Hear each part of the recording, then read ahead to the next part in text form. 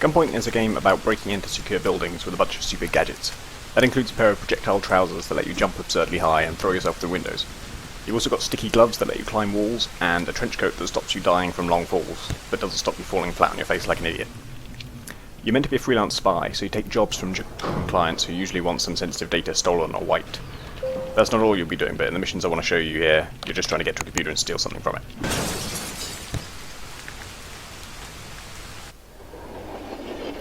Between missions you can buy new gadgets, and the one I'm about to get is the one the game is really about.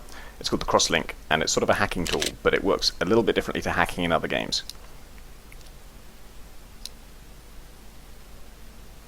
So without the Crosslink, this mission is impossible. The computer I'm trying to get to is behind an electronically locked security door, and there's no key to open it. All I've got is this light switch, which works, but doesn't really help. But in Crosslink mode, I can see how all this stuff is wired up, and I can even change it. So I can drag a connection from this light switch to the door I want to open, and then I just have to press it.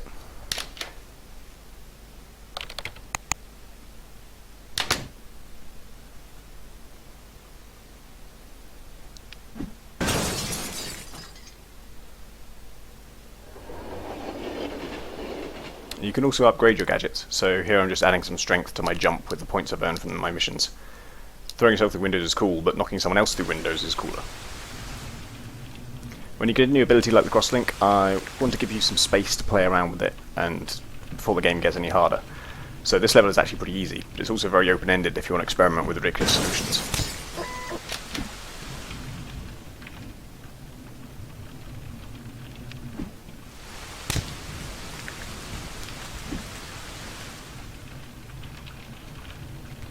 So I've got to one terminal, but there's two more on this level, and there's a lot of different ways to get to them, but I'm going to show you the most complicated one I know. If I wire this elevator to this light, then when I arrive it'll turn the light off, and it'll also open this door. Then the guard on this floor will go to the light switch, but instead of turning the lights back on, it's going to turn off the lights on the lower floor. The guard down there will try and press his light switch, and I want that to shut the door, and you'll see why in a sec. So arrive on the floor, the lights go out. Guard goes to the light switch, but it doesn't work, so he just patrols the dark area and walks through the door just as the guard on the lower floor reaches his own light switch, which shuts it, locking him out. And that leaves me free to hack this computer without being shot. It's pretty simple, really. When I discovered that solution, my friend Craig was in the room, and I made a bizarre noise, and Craig said, "Did something emergent just happen?" And I said, "Yes." On my way out, I'm going to stop on the first floor and let the guard back indoors.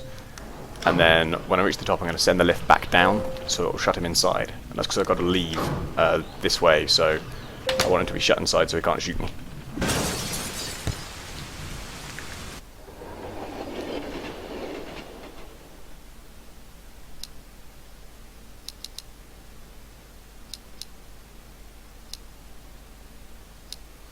Now this next level is a bit trickier. You've got to break into a police station and get some records from the morgue.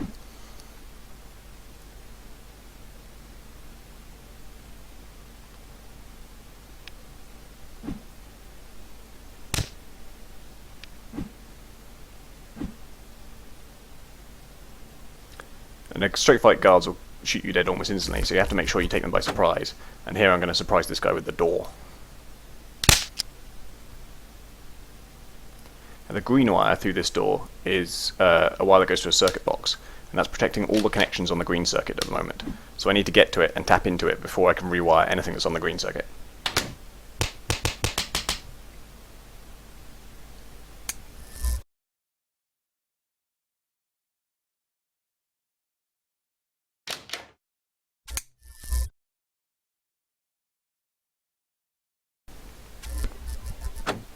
So I'm going to turn this light off, just to get that guard out of the way.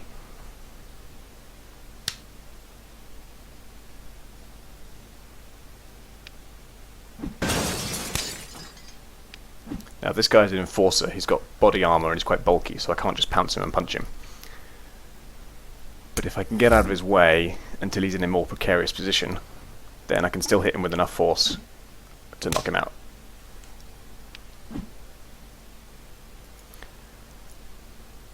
So I'm coming up to the basement, which is where the computer is I need to get to. It's behind two vault doors, and these close a little while after they open. So I can try wiring a switch and a camera to them so that I can trigger them one after the other. But you have to get the timing just right to get through there. And I don't really like timing challenges, so I prefer to find a more indirect solution. So what I'd really like is for these two doors to open without me having to press anything, so I don't have to keep running back and pressing buttons and stuff. So I need something that I can connect to either of them, and that will work on some kind of timer. And luckily the elevator buttons for both these two floors of the elevator are on both the red and the blue circuit, so I can connect either of those to these doors. So what I'm going to do is set it up in a loop so that the doors trigger the elevators and the elevators trigger the doors. And if I do it right, then they will just keep on triggering each other in an infinite loop, and the doors will keep on opening and shutting, and I won't have to press anything. Now the details of how you do that obviously are a bit complicated, and it's not going to be obvious just from watching me, but when you start to play around with Crosslink, it's easy to just kind of sit there and get carried away messing around with how all the things work and what linking this to linking that does, and it becomes fairly intuitive. But if it all seems a bit complicated, don't worry about that, because this is, again, one of the most complicated solutions to this problem. There are loads and loads of easier ways, and there's even a gadget that just links things that are on different circuits, so you have enough charges for that. You could just link one door to the other, hit a switch and solve it. I want to make sure there's always some sort of clever shortcuts if you don't want to try a particularly complicated solution. I won't talk you through every step of this mission, because hopefully you get the idea by now. But when I started making Gunpoint, I said it would be free, and a few people said I was nuts. Then I brought two artists on, John Roberts and Fabian Van Dommelen, and they made it look really nice, and even more people said I was nuts. Now I've made it quite a bit longer, with a shop and an upgrade system and a story and branching conversations and stuff, and I'm a lot less confident that I'm not nuts. So I need your advice. Stop by gunpointgame.com and tell me whether you think it's worth money or not. You've seen 3 missions here, including this one, and there'll be about 20 of those in total to give you some idea of the length. If you want to stay up to date with when Gunpoint's coming out, you can follow Gunpoint Game on Twitter. If you'd like to help test it, all you have to do is email me, the details will be on the game site. And Gunpoint is in the Independent Games Festival, so if you're an IGF judge, I'd love it if you had time to check it out before the deadline on Monday. A few people have asked if the game's going to have any music, and the answer is yes, if someone makes some awesome music for it. If you'd like to make the music, the best way you can show me what you have in mind is to try adding some to this trailer. So I'll put up a version without my stupid voice on it on gunpointgame.com. I'm also interested in making a Linux version, but I have no idea how. The Windows version is made in Game Maker, and I don't know of a way to port it over, but if you know anything about making games for Linux and want to help, let me know and we'll see if we can figure something out. Generally too, if you want to get in touch for any reason, it's always welcome. I'm pentadact@gmail.com, and the game site is gunpointgame.com.